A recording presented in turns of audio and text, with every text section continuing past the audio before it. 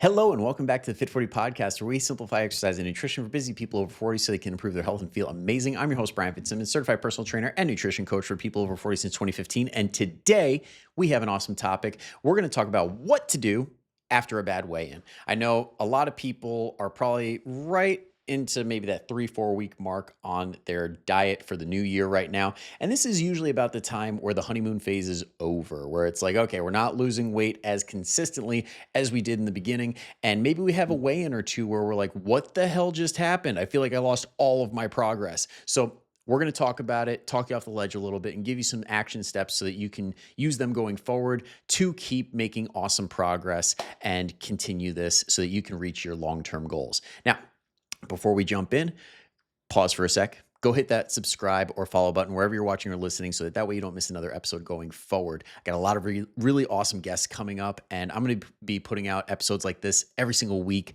So I'm not going to be one of those podcasts that just falls off a cliff and you're like, whatever happened to them? Like, why has there not been another episode in forever? I don't do that here. I'm here for you guys week after week after week. So if you want to have that consistent flow of really good, motivating, educational content, this is the right spot. Subscribe.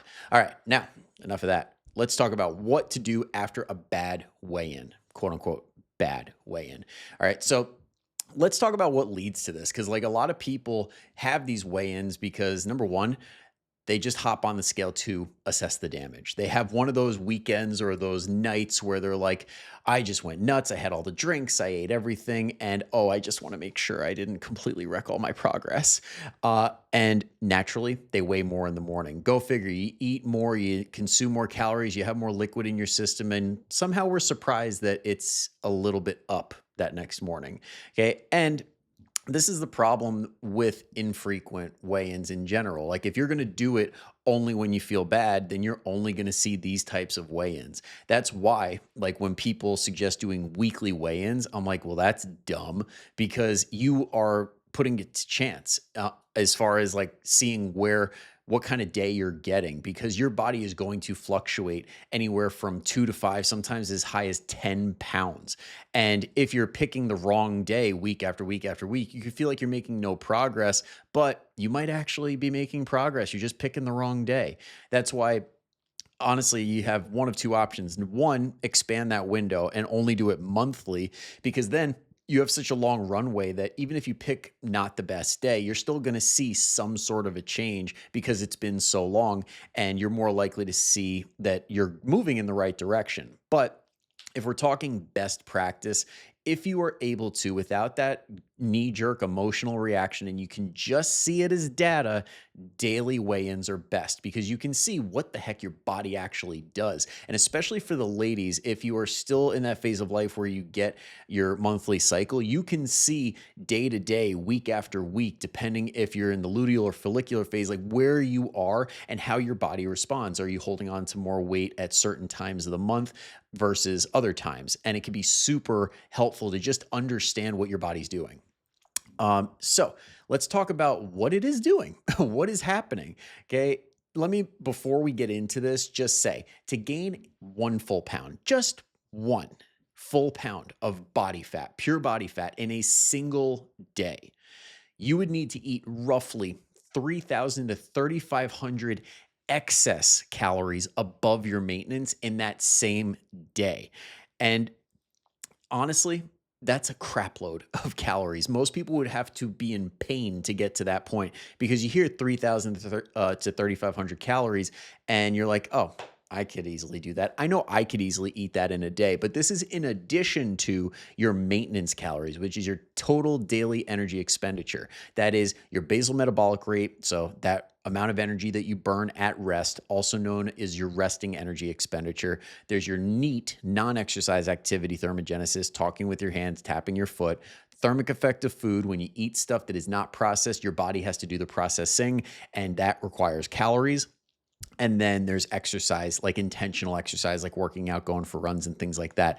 And for the average person, that ends up being at least 2,000 calories, if not more. Okay. If you are a smaller person, somewhere in that like 16 to 1,800 range is about maintenance for really smaller people. But if you are an average size or even bigger, you're burning up a lot of calories, even though it might not feel that way. You might not think that, but That's just the fact of the matter. So you would overall have to consume 5, 6, 7,000 calories just to get 1 pound of fat. So unless you were eating to the point of pain and past that point, you can assume if this is a one-off, it's not a big deal.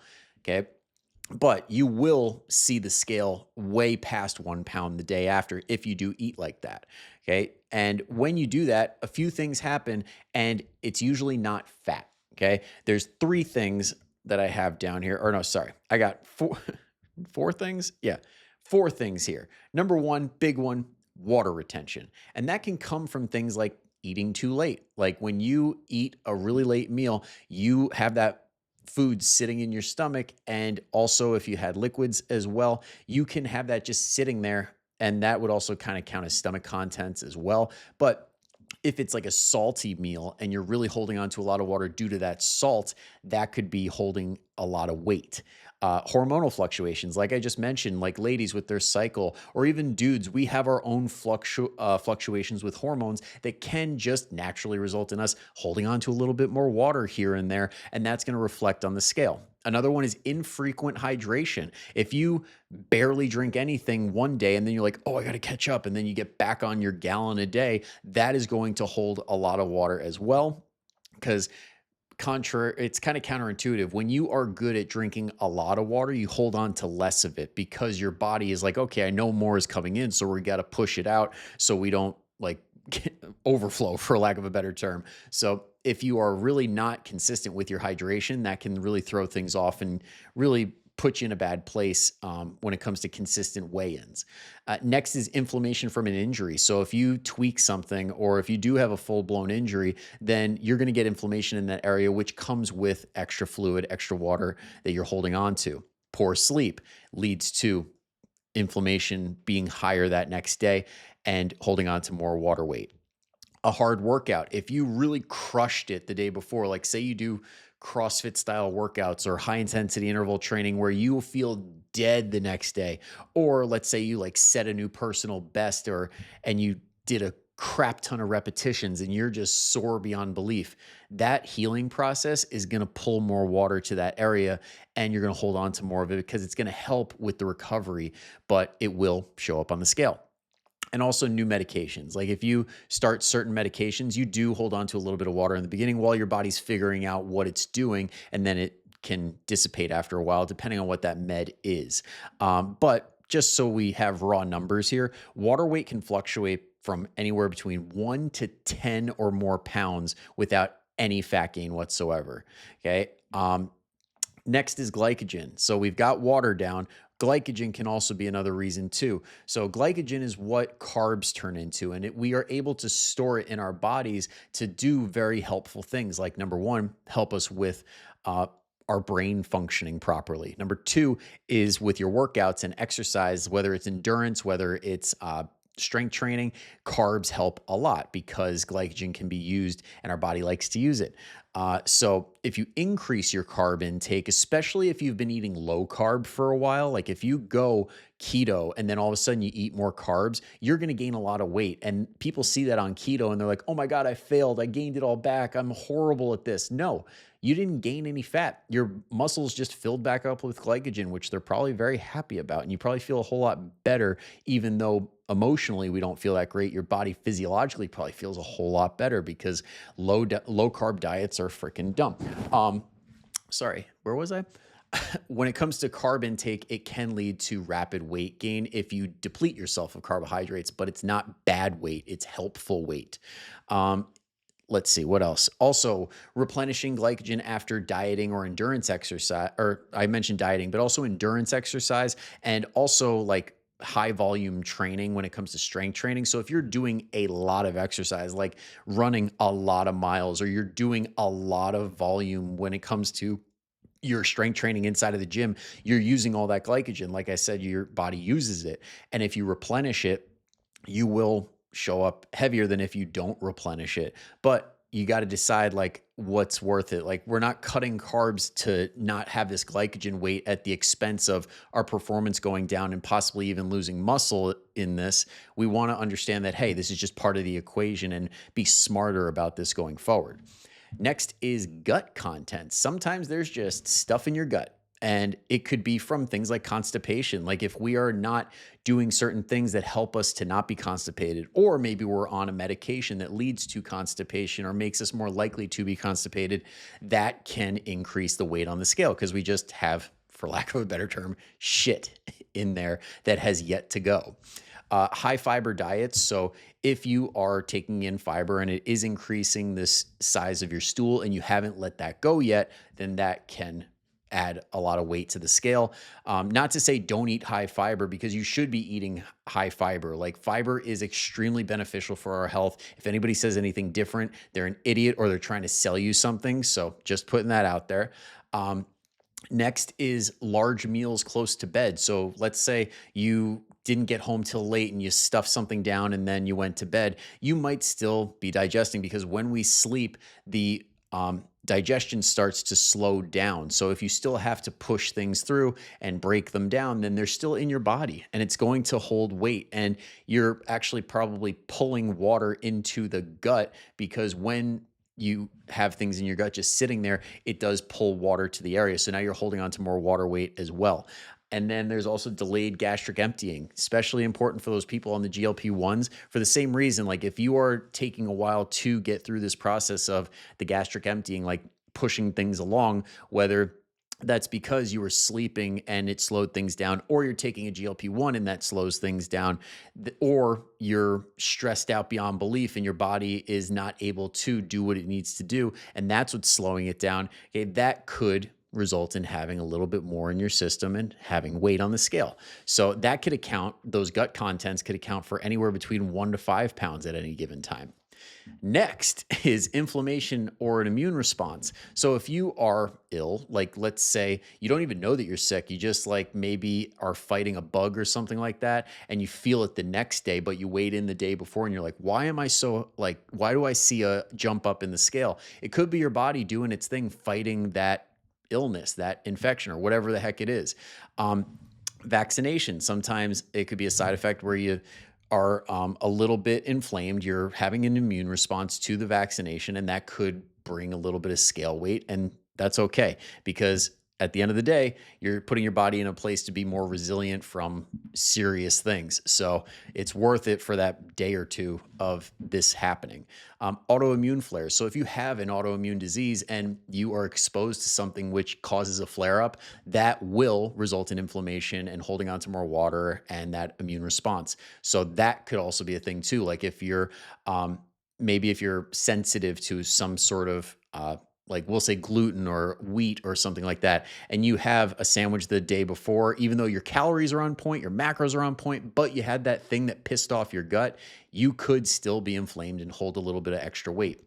And then there's post-surgical healing and a bunch of other things too, but we're not probably, that would be pretty obvious. And we're probably not weighing in post-surgery. I would hope not.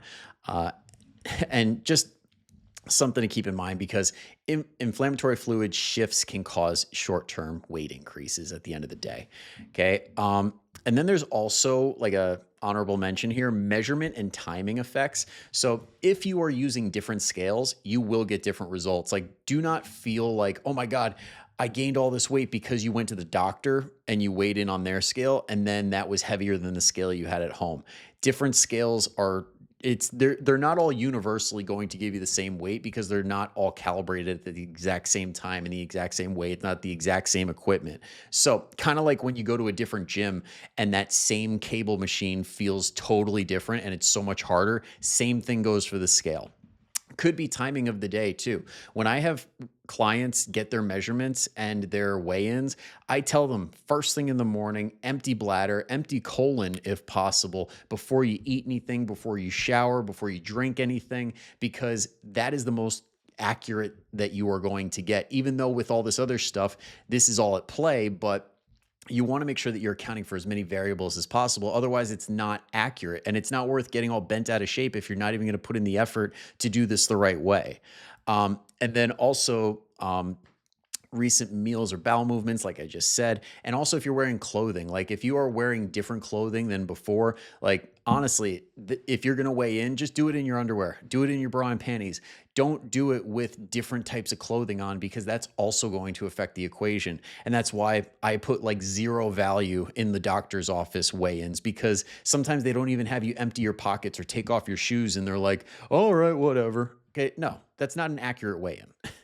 And then this stuff that I just mentioned could be like a 2 to 6 pound swing. It very well could. So, with all of that, what's left for you to do? Like, what, let's say you do have this bad weigh in and you've got all this stuff accounted for. Like, what the heck do you do? Well, number one is to assess your consistency. A lot of people skip this step because they're like, no, I feel like I'm doing everything right. But guess what? 999 times out of 1,000, it's a consistency issue. And I know that we're going to fight that. Our brains don't want to believe that. We want to believe that we're on point, but most of the time we're just not because things start to slip and it's human. Because, for example, tracking, we feel really good. We get cocky. Like we do a few weeks of it and we're like, I got this. I'm just eating all the same stuff. I don't have to put it in the tracker. And then slowly but surely, we end up getting further and further and further away from those precise measurements. Because if you've caught me talk about this in the past, when it comes to our guesstimation of calories, as humans, we suck. They have tested people from that are registered dietitians, that are medical providers, that are average people, that are people that struggle with obesity, and they've put them in metabolic ward studies where they lock them down and they literally measure every little bite that they take and they ask how many calories you think you ate, off by anywhere from 31 to 61%. So this could be thousands of calories that we're adding in and not even thinking about. And if you think that's a lot and you're like, no way, just give it a try because portions get bigger. I know I do this all the time. Like I'll come off of a diet and be like, all right, I basically know what I ate. And then after a week or two, I'm like, yeah, this is about the same. And then a couple months go by and I'm like, I saw a little bit of the scale climb up a little bit. Let's just do a quick audit, like a week audit of what I'm eating. And without fail, sizes went up. I slowly just, without even thinking about it, added more food in because if your environment is not set up for you to be able to keep tabs on this stuff, like things are not pre-portioned, like we're not buying the 100 calorie packs, we're just eyeballing it in the bag, or we're having these packaged foods that we're like, okay, it's only a couple 100 calories, but at the end of the day, we don't really count how many we're eating or how frequently we eat them, then calories find their way in. We use a little bit of extra sauce here and there. We use a little bit more oil instead of the spray. Now we're just doing a little drop or two of it, but that's adding in hundreds of calories. Okay, these little snacks here and there where we're like, it's just a bit of cheese, it's just a little bit of avocado in there. It's just a little bit of nuts. And it's like, yeah, it's just a little bit, but you're having the cheese and the avocado and the nuts. Whereas if you were tracking, you'd be like, I can only have one of these today. Whereas now we're having everything because it's just a little bit. Also, workouts. Okay? I mean, we got to stay consistent with workouts. And sometimes seasons of life, we just kind of get out of whack. And that happens, but we got to reel it back in and keep some sort of like consistency where we're at that 2 to 4 workouts per week when it comes to the strength training side of things and cardio ideally.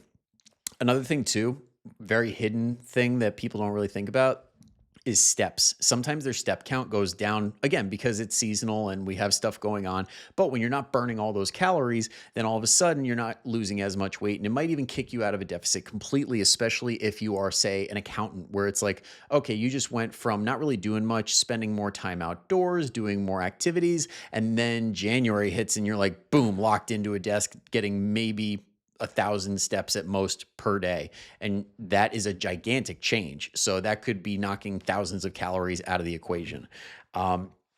So that being said, what do we want to do first? Number one, if you hit a stall, like let's say you are like, this is not just a weird day and you're not freaking out over one day. It's like, hey, this is a trend. This is something that's been going on for a few weeks now. And I'm noticing my weight start to climb up, like, or I'm hitting a plateau. What should I do? Number one is increase activity. Okay. I'll tell you right now, we'll skip ahead. Calorie cutting is the very last thing that you do because the goal is to eat as much as you possibly can to keep yourself in a good place mentally and physically while you are trying to lose weight. Okay. So Activity first. Number one, try and increase those steps. This could be as simple as getting a walking pad for under your desk. So if you are locked into a desk and you can do something that doesn't really require that much mental energy or that much coordination for that matter, you can do a lot by getting a lot of steps in. And you can find one on Amazon for like 150 bucks and they're pretty solid. But also just taking an intentional walk here and there, if you're able to, like take breaks between tasks and do a lap around the office or go up and down the stairs from like wherever you're at in your building. Stuff like that can add up if you do a good amount of them throughout the day. Doesn't need to be anything drastic. You could incorporate more active recovery. You could do more like zone 2 work or even zone 1 work where it's like you're doing your walks for a prolonged period of time or anything like that where you're able to do these things that keep you moving and result in burning more calories, even though it might not be as many as, like, say, how you feel when you're exercising and sweating up a storm. When you do these little things to just increase general activity throughout the day, it helps a ton. And then you could also incorporate another workout. So let's say you can squeeze another workout into your week, do it. As long as it makes sense and the volume doesn't go way too high to the point where your body isn't responding well and you're feeling aches and pains. Like if you're able to do another workout, like do it. And I like doing like say um weak point workouts for this purpose where it's like let's say you're doing all the major muscle groups and everything and you're checking all your boxes and then this workout that you're going to incorporate after that is all the spots that are weak points. Like let's say you want to grow your butt, then do a lot of bridges on this day. Or let's say you want to grow your arms, then do the bicep curls and tricep stuff that day and get a little more volume in that way. So that way you're incorporating activity, but you're also working towards like goals that you have that are going to be fulfilling. Then, like I said, last resort is to drop the calories. And honestly, I wouldn't drop it by much because to be totally honest, it usually is a consistency thing.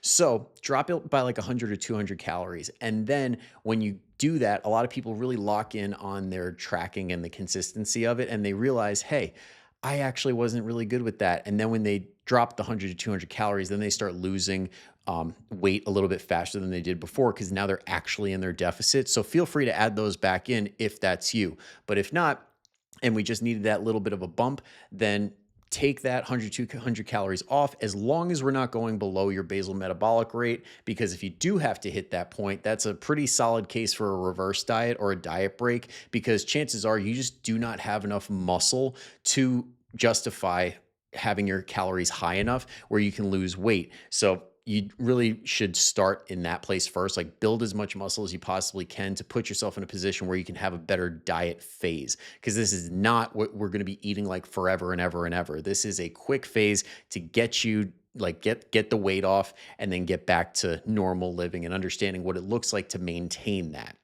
So that is a discussion for a different day. And honestly, if you go back far enough in the podcast, you will find a lot of info on that. Now, if it is just one day, like let's say it's not a trend, it's not something that's been going on for a while, it's just that one day and you had that one bad weigh-in and you're like, what the hell? Okay, just dust yourself off. Okay, we all have days like this. It's human to be like, oh, I'm putting in all this work and I'm not seeing the results. Like, F this, what the hell? Totally human, totally normal. But now that we have all this information, we can say, hey, it was probably just one of those things. And you know what?